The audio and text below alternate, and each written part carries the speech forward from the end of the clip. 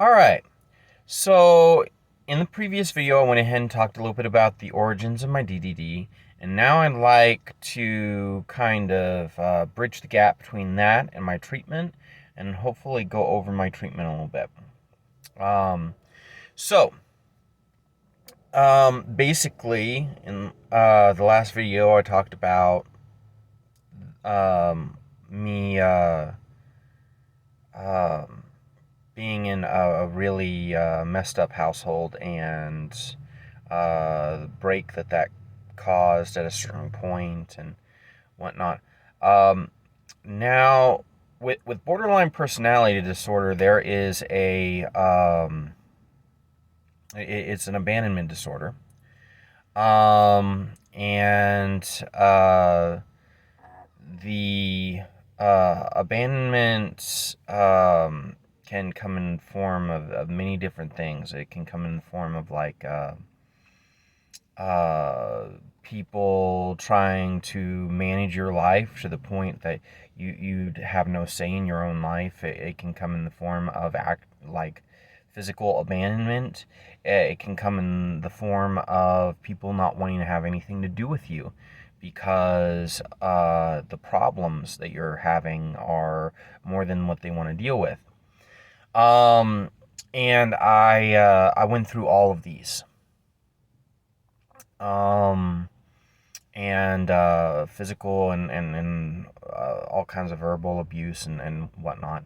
And they were just always there. Okay.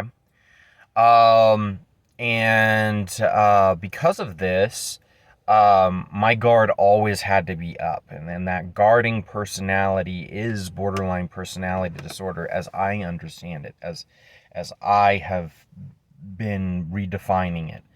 Um, It is a guardian personality that is brought into play to protect someone who is not able to protect themselves from what is happening to them and isn't really able to get away from it either. So that personality was like ever present. And because of that, and then all the things that would occur throughout my life, um, some of which I've been able to authenticate and some of which I haven't been able to. Um, because of all that borderline personality disorder was always having to take front and center. And I actually ended up being of that in that mindset or being dictated by that personality more often than I was dictating my own actions. It felt as though I was a victim of myself.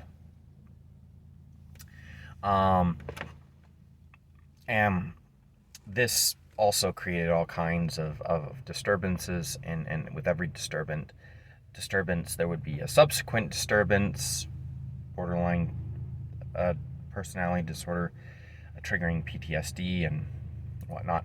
So it was just never ending. I never could get away from it. So it never really kind of died away that a lot of people with borderline will kind of talk about sometimes happening. And in my case, it was always there. Even when it wasn't there, I was afraid of when it would show up again. Um, so this other personality, this guardian personality, I'm going to refer to as my borderline personality. My borderline personality ended up um, learning and evolving and experiencing things, but in a very jaded way because of its the reason for being born was to protect that original self, um, the core identity that is the real me. And this went on for a ridiculous amount of time.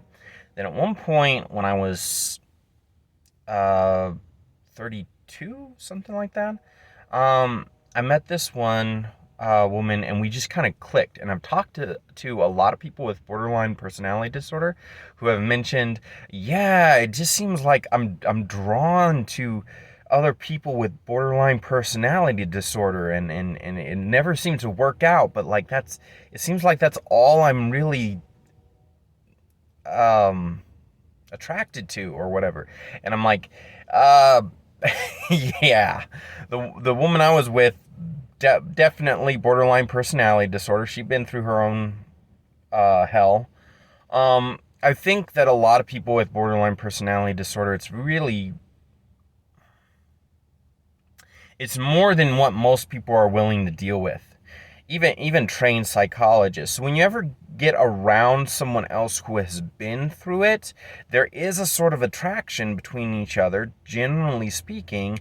If nothing else, there's a camaraderie, and there's a potential for a friendship that reaches levels that no other relationship does, simply because of the fact that you know what it's like to go through that hell. Like, there's a mutual appreciation for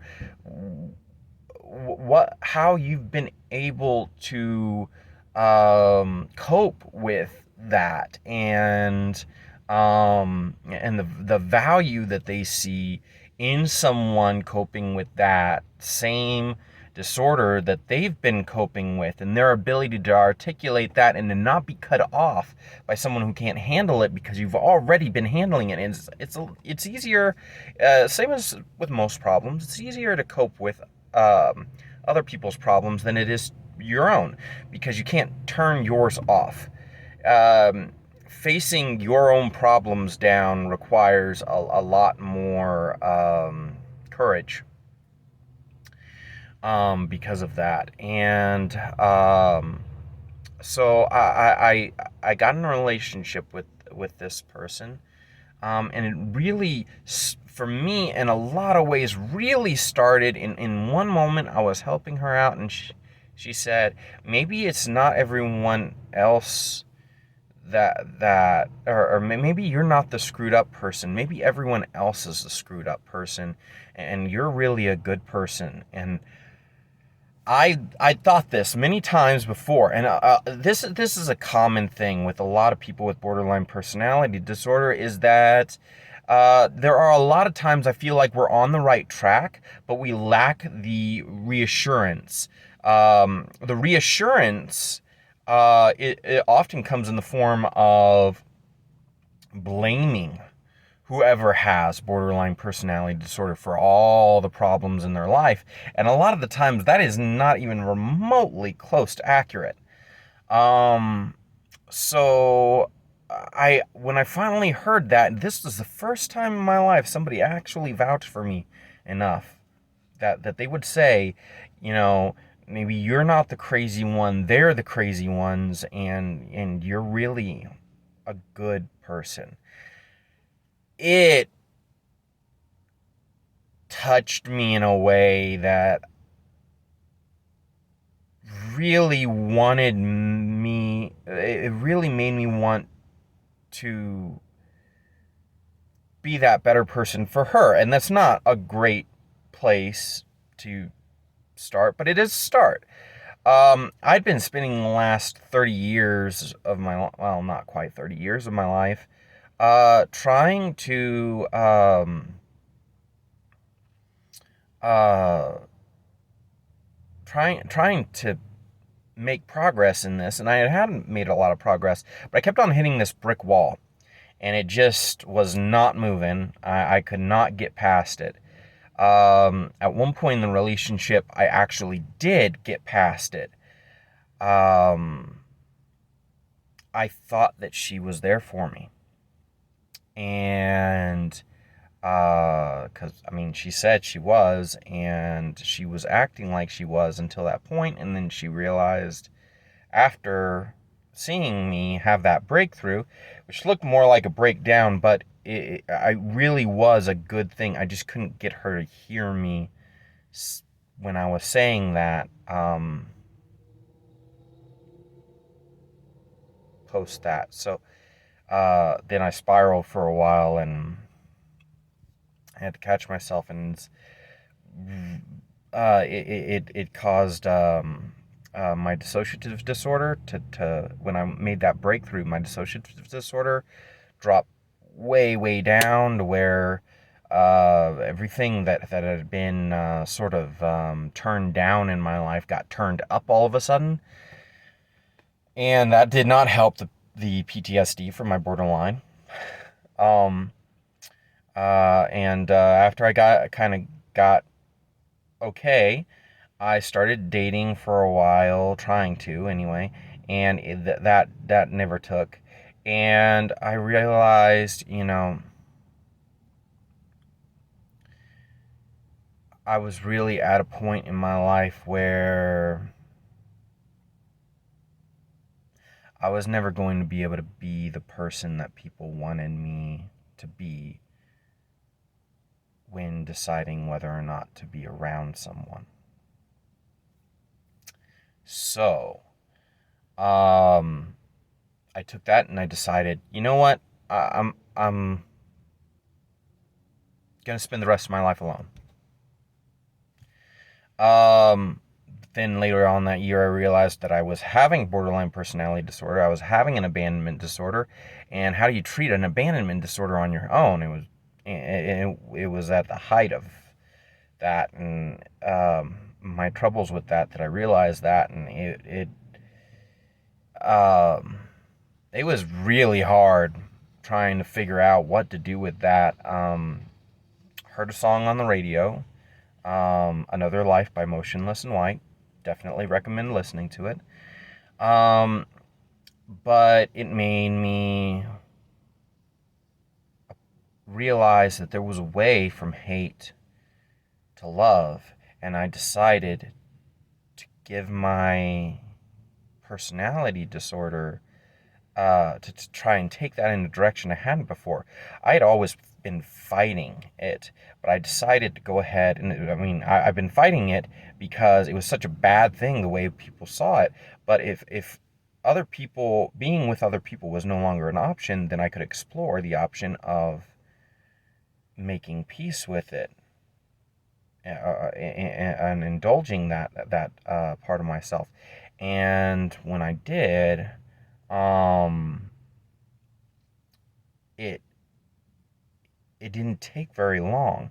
It took like a couple of weeks before I was pretty much symptom free, and before I was completely disabled by it. And I'll just describe more of that in the next video. But basically, this was the ending of a war between these two personalities, my core personality and my borderline personality, that have been going on for a really long time. And and the two were finally able to start looking out for one another. So I'm going to go ahead and end this video because I'm running out of time, and then I will go ahead and post the follow-up video to this.